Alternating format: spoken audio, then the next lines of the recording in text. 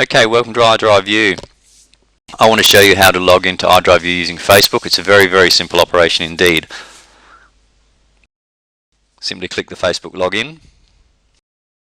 Get prompted to enter your Facebook ID. And sign in. Okay, so the first time you log in, it takes you straight to your profile. Click on Edit. Add some text about yourself. In my case, I wish to be a driver, so I can contribute. I wish to receive notifications via email. That way I don't need to be logged on to the application. There's some ride preferences here in terms of if I wish to limit my ride to just my Facebook friends only, or work colleagues, or I only want to have non-smokers. Those things you can choose. So I can then enter my driver's license. I can enter my vehicle license plate, the make of my car, which might be a Suzuki, and the model, which would be a Swift, the number of passengers which the vehicle can take, the currency which I wish to operate in my case it might be the Australian dollar, and I might choose 75 cents a kilometre that I charge, and a fixed amount. I know there's a car parking in the city and that costs money, so I'll charge a flat fee of $5 to the passengers for any journeys I make there. I also charge a pickup fee, so if I have to drive out of my way to collect a passenger, the cost of the distance that I drive is also included in the fare. And then I click Save, and that's it.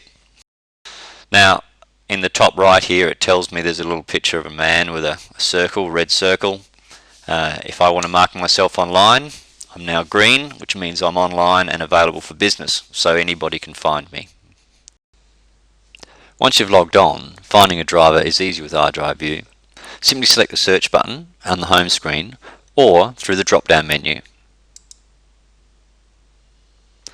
At this point you need to enter your journey details. You enter the start address, the destination address, and the time you wish to travel. You can do this via the text boxes or using the drop pins on the map.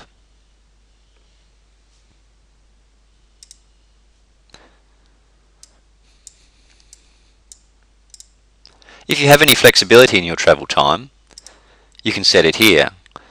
This lets the driver know, for example, that I'm happy to travel plus or minus an hour either side of my scheduled time.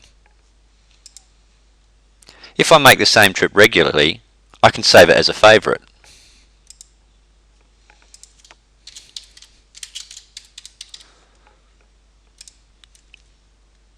It then appears in my drop-down list, so that I do not have to re-enter the journey details a second time. I can also choose to post the journey to the notice board, which allows all drivers in the area to see my request. I then select Find Driver. A list of nearby drivers is shown below. I can compare prices. I can compare ratings. The ratings are given based on feedback from the passengers. I can see approximately how far away the driver is from collecting me. And if I need to see more, I can select their name or their photo to go into their profile. If I wish to make a request to book the driver, I select the tick box.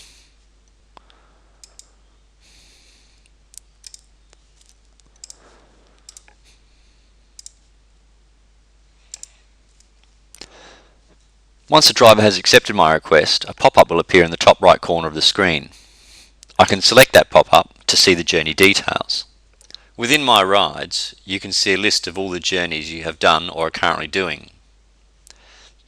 You can see there's a number of completed rides at the bottom, and a new one which is recently being accepted at the top. I can click the question mark to understand more about what the status of each journey means.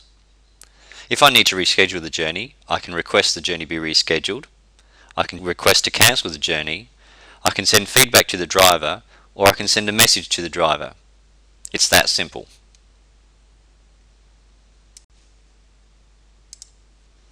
Once the journey is completed, the driver will mark the journey off as completed. You will receive a notification that the trip has been completed.